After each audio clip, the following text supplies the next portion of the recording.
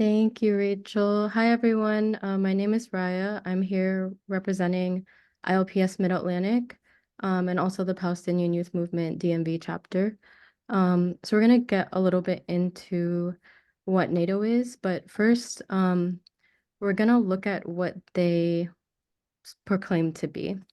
So this was something that was posted on Facebook by NATO Force Integration Unit in Estonia, and um, they are promoting themselves as a military alliance that seeks to guarantee the freedom and security of its members through political and military means. And they also claim to promote and preserve peace throughout the world, and assert that it continues to evolve to meet new threats that challenge the security of the transatlantic region. Um, but we want to ask, what threats are they referring to? And when we investigated a little more, it's clear that the main threat to NATO is the power of the people that challenges its military control. So the North Atlantic Treaty Organization, NATO, was born on April 4th, 1949, when 12 nation states signed and ratified the treaty in Washington, D.C. So right where we are right now, most of us. A key feature of this treaty is Article 5, which the signatory members agreed um, to, which states that an armed attack against one or more of them in Europe or North America shall be considered an attack against them all. The original member countries that signed this treaty were Belgium, Canada, Denmark, France, Iceland, Italy, Luxembourg, the Netherlands, Norway, Portugal, the UK, and the US.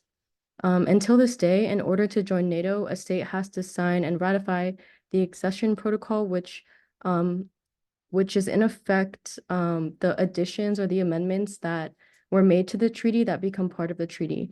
And then they have to notify the US government, which acts as the depositary, which is the government that's entrusted to like uphold the treaty.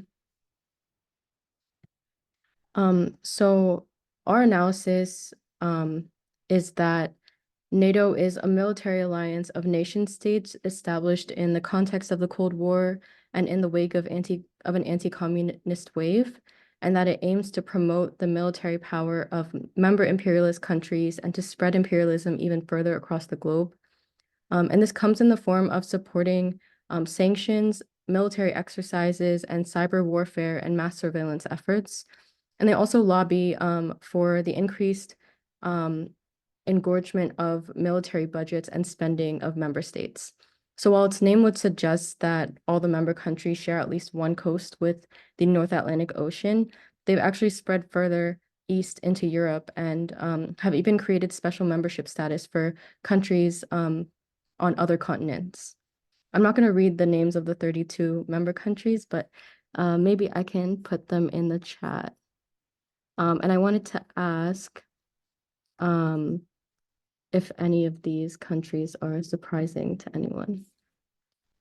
But we'll move on.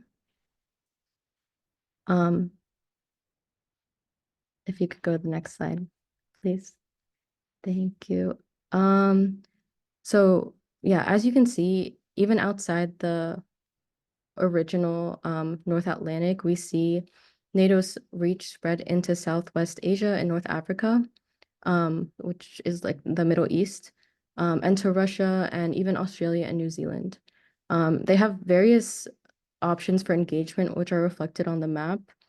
So they have their individual partnership action plans, which allow for non-member countries with the intention to join and without the intention to join to participate in its Partnership for Peace program, or to undergo intensified dialogue or implement a membership action plan. They have their global partners, which are defined by cooperation on a case-by-case basis. And they have countries that are part of the Mediterranean dialogue, as well as countries that are part of the Istanbul Cooperation Initiative. And then we already talked about the Partnership for Peace program, and that's pretty extensive, as you can see on the map.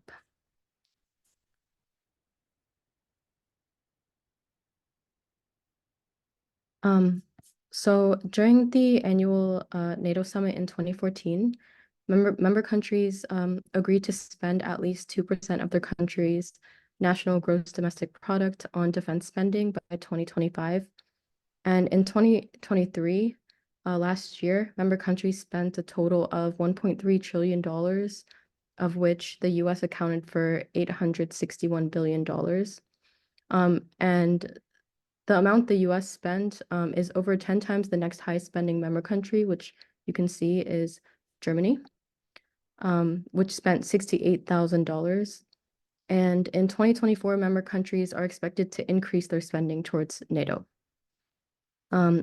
Article 5 of the NATO Charter stipulates that members must come to the immediate aid of any country that's under attack. So in reality, the US uses this superpower status to wield these expectations of members as marching orders of its own wars of aggression. And it gives the US access to so many different military bases across the globe, which you can see on this map. And also allows the US to act as the primary decision maker for NATO, therefore having the power of NATO's member states at its fingertips for its imperialist ventures. And without this power, the US wouldn't be the main imperialist military aggressor in the world.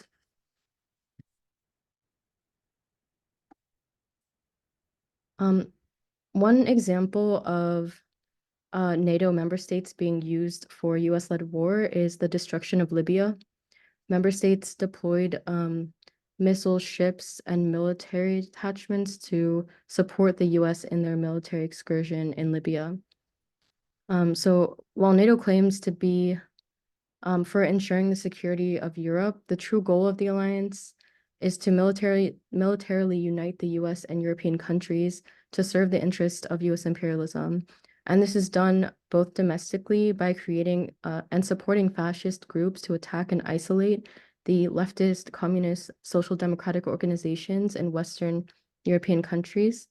And they're notoriously they notoriously incorporated Nazi military leaders into their command structure, because as fascists, they're the most reliable allies of the imperialist powers. Externally, via Article 5, which enables a NATO member country to draw other members into fighting their wars, as seen in the NATO invasion and occupation of Afghanistan initiated by the US. The interests of monopoly capitalists are carried out through NATO by attacking revolutionary opposition and backing exploitation of semi-colonial countries by military force. We can skip that slide.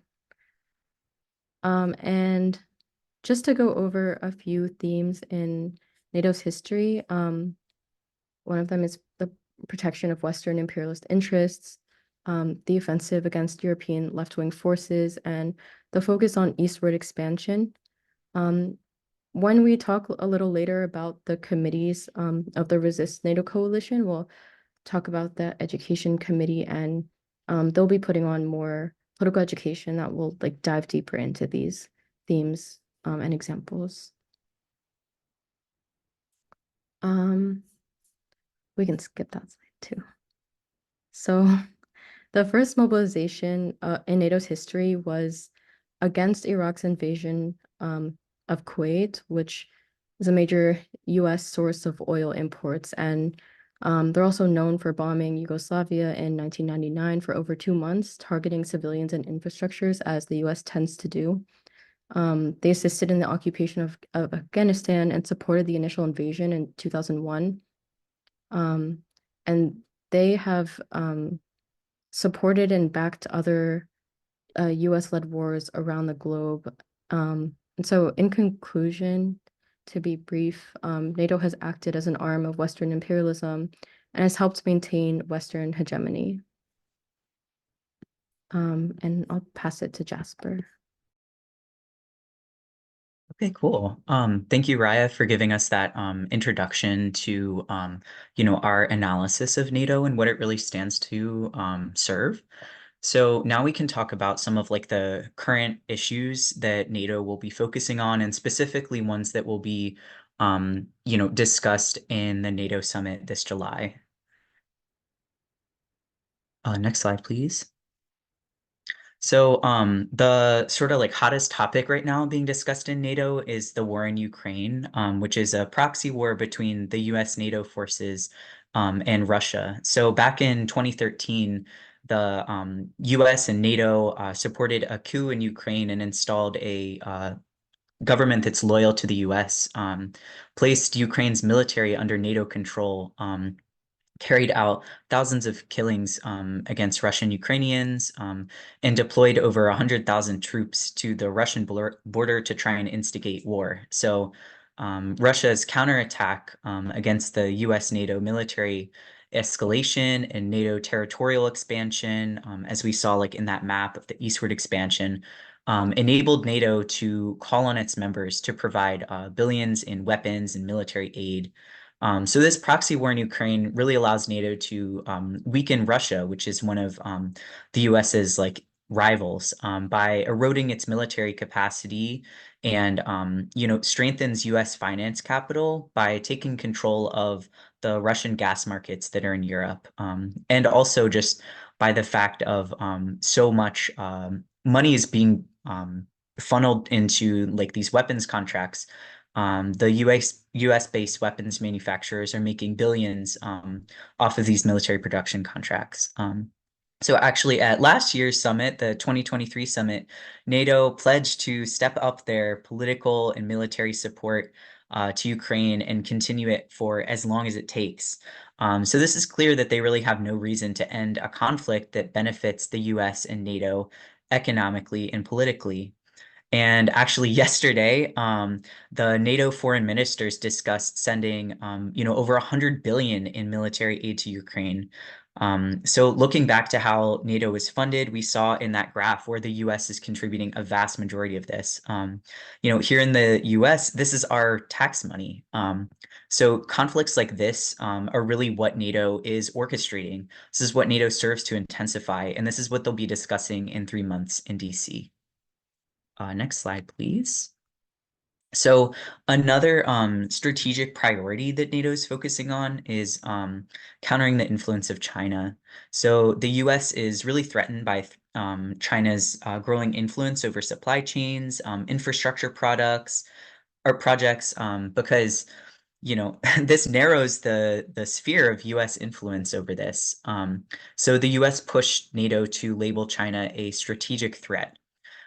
They released this NATO 2030 report that broadens the scope of NATO to not just encompass Europe and the US, but to have a global scope and really push it to shape the international order.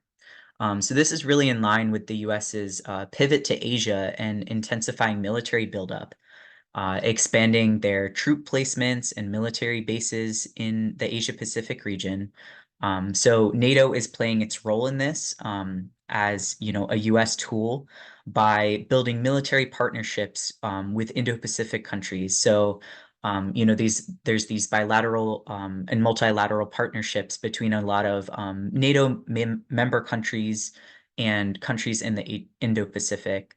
So they focus a lot on intelligence activities, military exercises, and investments in weapons and bases.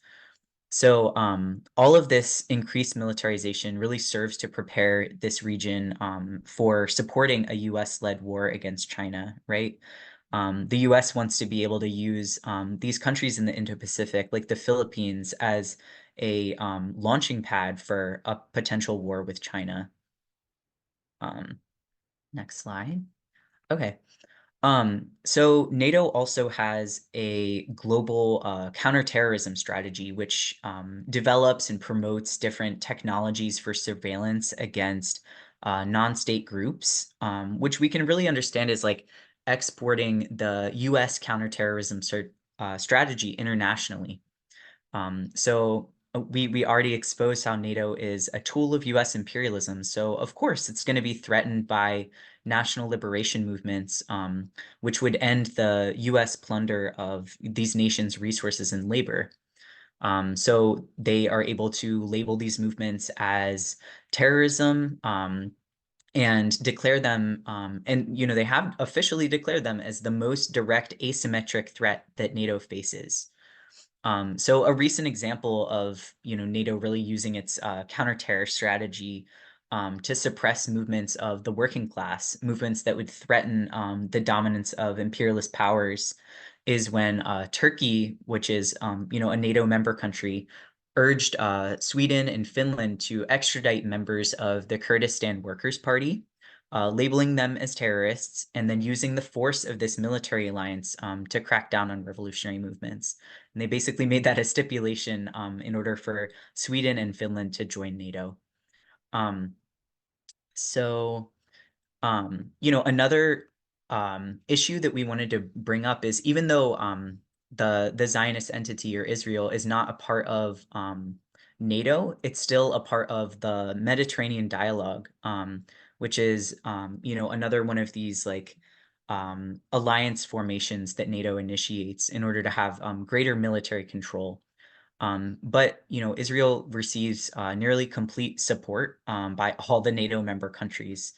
Um, so Israel is conducting military operations not just on, the Palestinian land that it occupies, but also recently attacks on Lebanon and Syria. So carrying out the interest of the U.S. in the Middle East. And decades of U.S.-led military backing and funding of Israel have allowed it to develop its own defense industry capable of exporting arms internationally.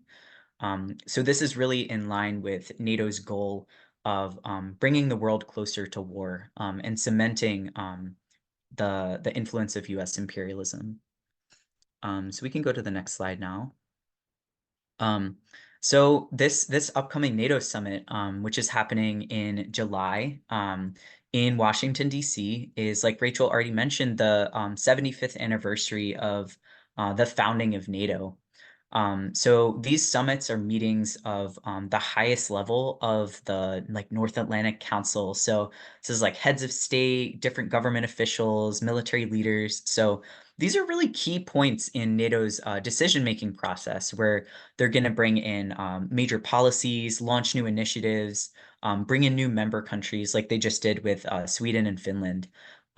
So really, as we see, these major policies are just introducing higher military budgets, more violent unities on military conflicts, intensifying mass surveillance and cyber war initiatives.